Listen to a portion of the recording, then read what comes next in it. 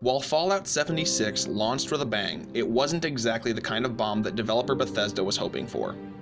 Launching with an incredibly poor reception, Fallout 76 suffers from one of the gaming industry's biggest problems, and that is finding the balance between its online and single-player components. When the game's predecessor, Fallout 4, launched in 2015, it was born into a world where nearly every AAA game seemed to have an online component. Without this, many fans were put off to Fallout 4, and it feels like 76 was designed as an afterthought to satisfy those fans. On paper, Fallout Online should have been an easy win for Bethesda.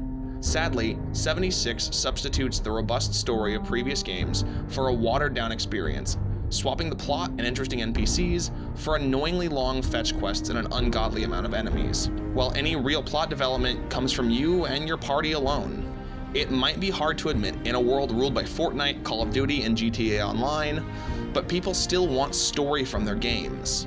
They want to be entertained and fascinated by the tales that developers have put into their products. The create-your-own-adventure formula might work sometimes, but for every Minecraft that can pull it off, there is a Fallout 76 trying to cash in on this trend. If you're in the camp of people that believe that story doesn't matter, just look at Spider-Man, God of War, or Assassin's Creed Odyssey. These are three of the best games that have come out in the past few years.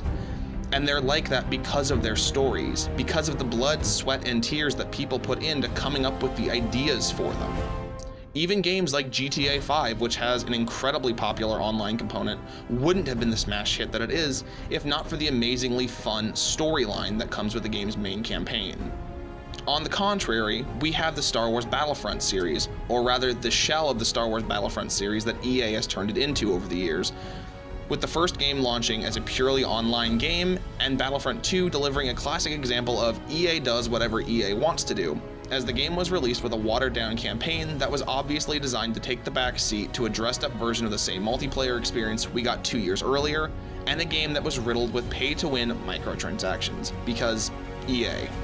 From this, I can make the argument that big-name studios feel less and less like they have to put real work into creating their games. This is not to say that the people bringing these games to life don't do good jobs, but it is to say that the people at the top have reached a point where money is the primary concern, and player satisfaction is a far distant afterthought. Companies would rather launch an incomplete online game for full retail price and continue to rake in the loot from microtransactions and pay-to-win DLC than provide customers with a quality experience. I had way more fun with indie titles like Golf Story and Stardew Valley, games that feel like actual heart was put into them, than I ever did with bigger games like Battlefront 2 and Fallout 76, both of which feel lazily incomplete for one reason or another. In the case of Fallout 76, I hope they can figure a way out of this.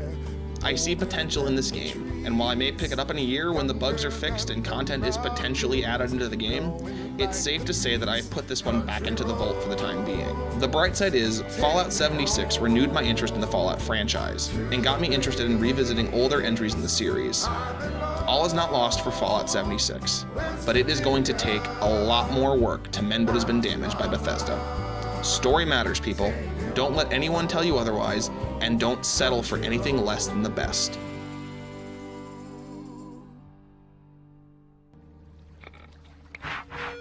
this thing on? Eddie, just speak into the mic. What, this?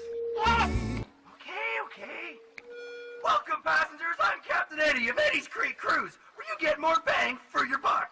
I'd like you to sit back, relax, and enjoy the soothing sounds of 88 Fingers Edward.